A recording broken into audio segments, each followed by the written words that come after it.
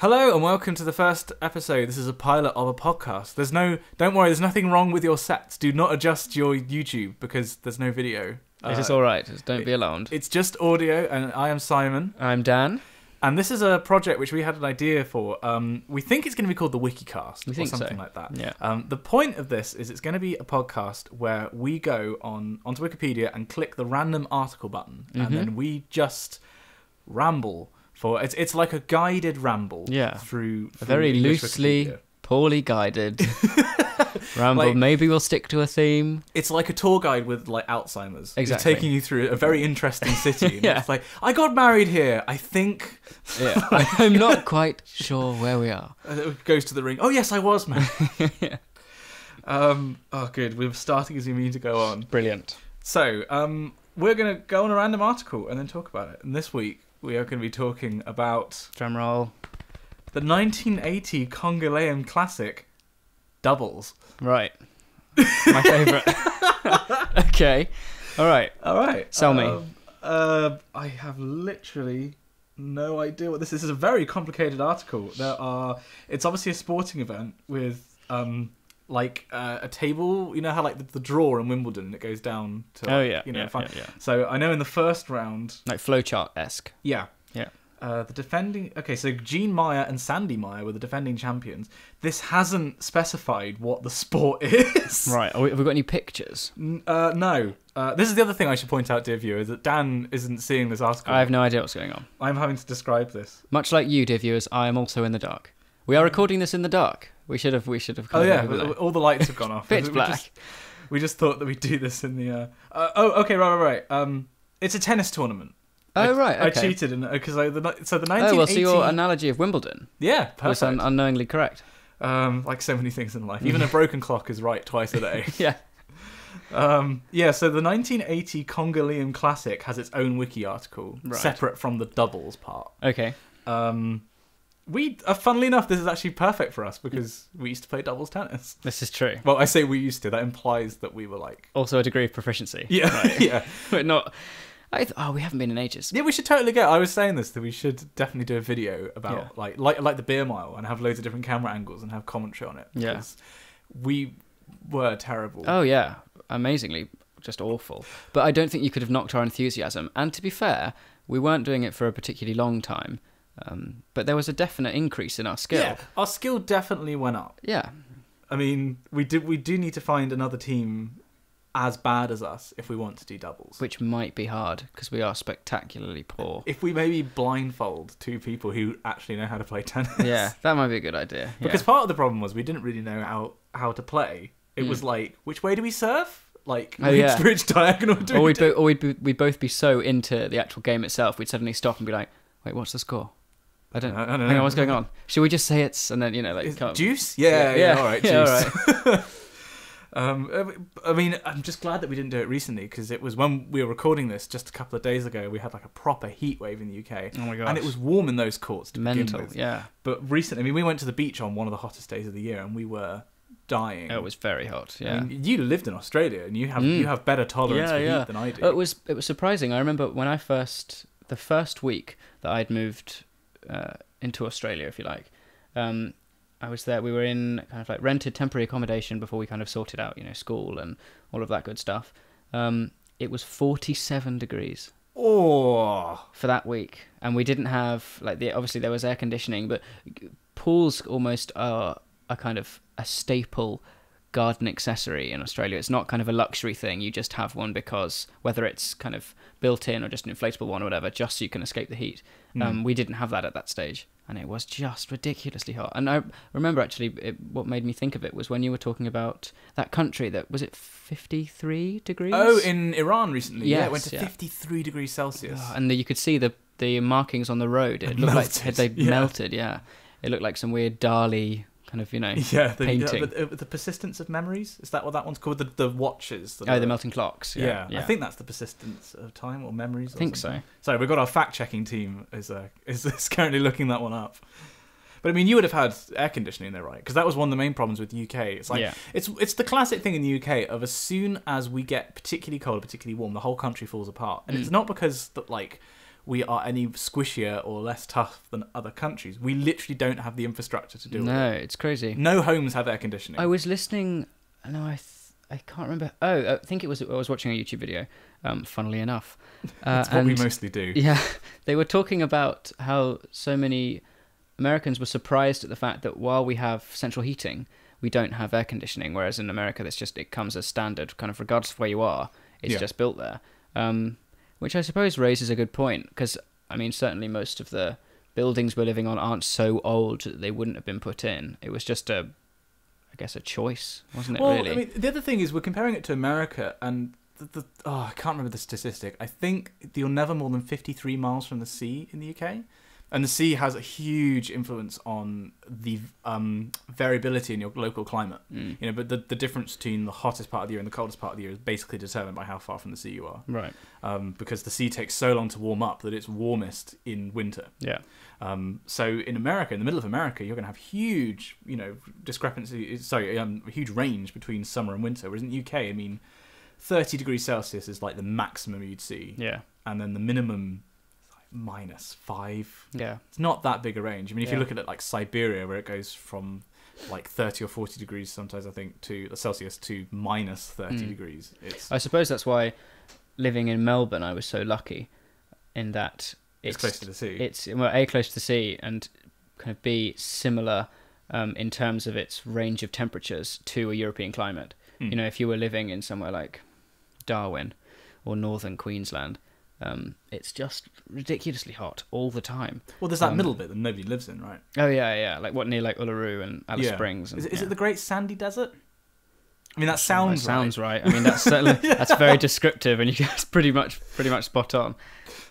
It does get stupidly hot there.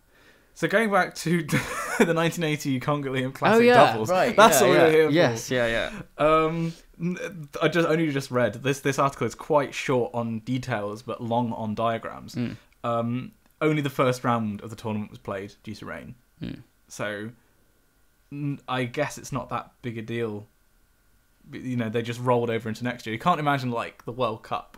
Yeah. Like they get to the final and it's like, it's been cancelled due to rain. We'll have to wait another 4 years. Just like, because that happened to me when I did my first rowing regatta in Oxford. We trained all Michaelmas term, so for like 6 weeks of really quite intense training, and then we got to it and we did one race which we won, and then the rest of the regatta was called off due to rain. And it was like they didn't tell us. Well, maybe it's because I was an idiot back then, but I didn't realise that was an option. Thanks, mate. That's right.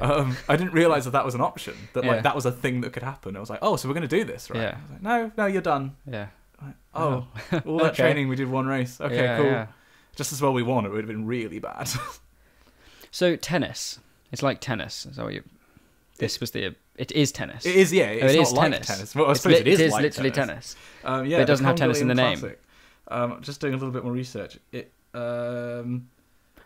interesting that it's about tennis. And in which country of origin was this? This is in California. So the USA. Right, okay. So quite considerably further away from the origin of the game, which would, of course, as we all know, be 12th century northern France, where a ball was struck with the palm of the hand. I think it was actually Louis X of France. He was Louis. The car was going so well. It was a seamless transition. It was like listening to Stephen Fry at a dinner party. Oh, so he was a keen player of... Oh, here we go. Ladies and gents, ready for Dan talking French. Jeu de paume. Jeu de paume? Yeah. Game of the palm. Oh, okay. I thought pomme was apple. Paume. Oh, okay. Not Pomme. No, sadly not. Although, if they wanted to use an apple, they would be using a pomme for the palm. The pom. If you're French, write into us on a postcard. Yeah. So that was apparently that's where they believe it came from. It was an English tennis. Yeah. It was that's lawn tennis though, right? I suppose. Oh, yeah. And there was also there's royal tennis, isn't there? And there was a court constructed. It's one of those things where you can only play it in one place because there's only one court that conforms to the standards. See, I think what you're thinking of, lawn tennis, or the English version of the game of tennis, the one that's most popular now across the world, actually originated from a game called pelota. That sounds familiar. Yeah, which was played on a croquet lawn in Birmingham, England, in 1859, I believe, is when it started, or around that time. So that's where we kind of know the one originally. But it wasn't until the 16th century that rackets came into use. So it was palms right the way from the 12th century. Oh, well, in happy England, slapping certainly. the game. Yeah, exactly. Almost kind of like a really, really budget swing ball. Yeah. No rackets, just hands and, I think that rackets would have been invented. Like, they're not a difficult thing to invent. No. I mean, it's an extension. It's just, what if we made your hand bigger and springy? Like, how did that take humanity until the 19th century to develop that? Although there's that, is it in Spain where, is it Jaya Lai? Something like that? There's like, it's another racket sport, but instead of it being like a racket, it's almost like the shape of a boomerang. And it's, right. I'm describing this really badly. I'm not refusing to look this up and cheat.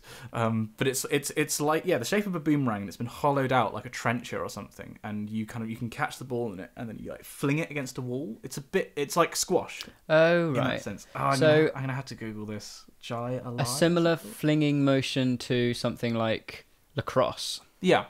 But more kind of handheld and. Okay, yeah. Did you say that it was inspired by pelota? Yes, I did. Right. This is a variant. The Jai Alai, I was right. Is a sport involving a ball being bounced off a wall space, and is a variation of Basque pelota. Mm.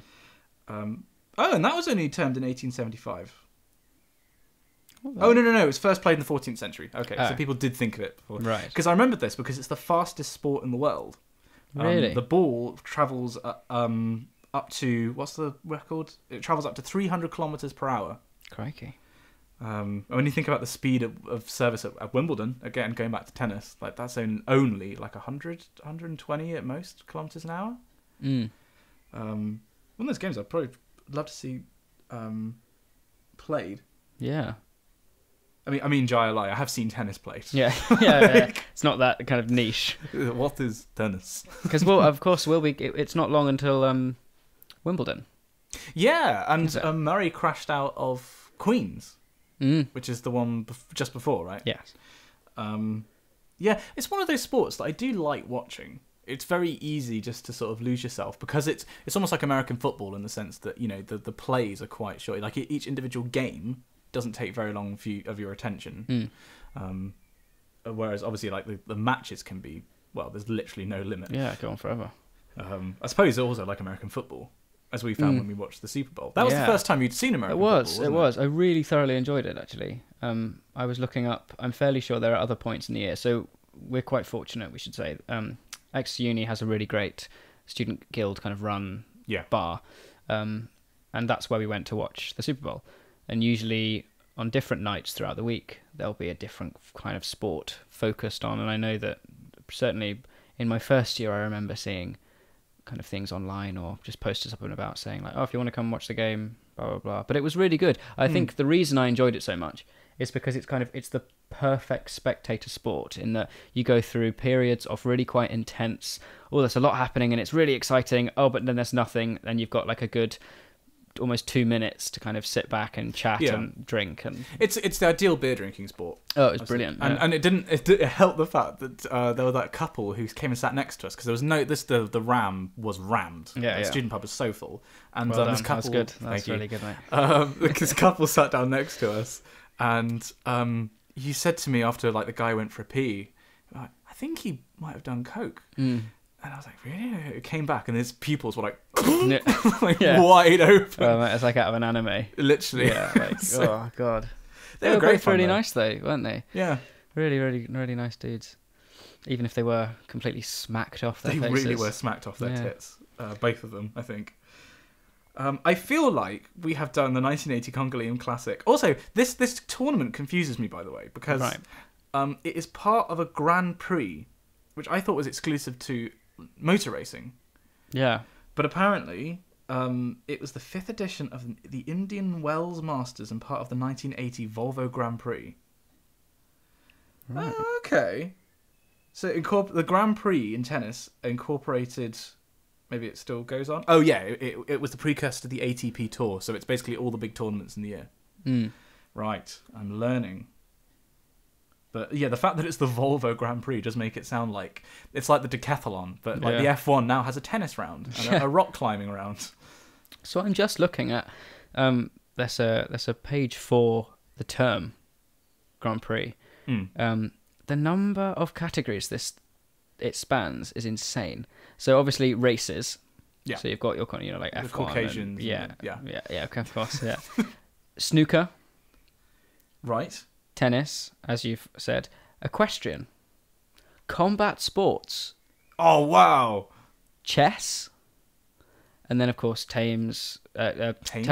television, video games, also known as Thames. Of course, Thames. Combat sports.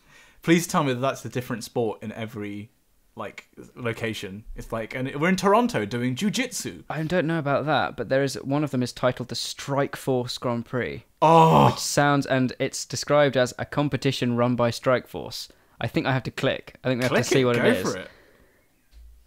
Right, so Strike Force was an American mixed martial arts and kickboxing organization based in San Jose, California. Crikey. What was its name again? Strike Force. Strike Force. Strike Force. In cinemas Friday. This was founded in 1985. Oh, and it's been I think part it's of been the MMA now or something? Yeah, 2006. It was made part of the MMA. Oh, that's so cool. Look at that. Oh, there we go. Dan is actually a prize MMA fighter. I am actually. This is something that doesn't happen. I took a year out between coming to uni, and absolutely demolished. It was an interesting time. His stature, you wouldn't think it, but No, you know, I was the hummingbird. yeah, People would float like a hummingbird, sting like a hummingbird. Yeah. Didn't really sting much. Funnily enough. I'm imagining you like a Victorian boxer. It's Yeah. like, come on, and then I just mean, like jabbing. I don't think you have. I mean, you've seen me get crossed. There's no imagining to be done. I usually start by You just imagine they spilled your tea. I start writing an angry letter, and if not, I have to get the handkerchief out and throw it on the floor and be like, right then, Sonny, Challenge you to a duel. give you what for? Oh god, it would be even funnier if I was kidding. That's the literally thing. what I'm like. Oh dear listener. Madness. Okay, I feel like we've done this tournament justice. This think we tournament have. that never went past the first round. But we've learned a lot today. We've learned so much. What have we learned today, Simon? We've learnt the origins of tennis in northern France in the 14th century. And that JLI is played at the similar time and is the fastest sport in the world. Yes. That's Strike Force. Strike Force. The Grand Prix for Strike Force is amazing. Yeah, it just that's sounds the best fascinating. sporting name I've ever heard. Yeah.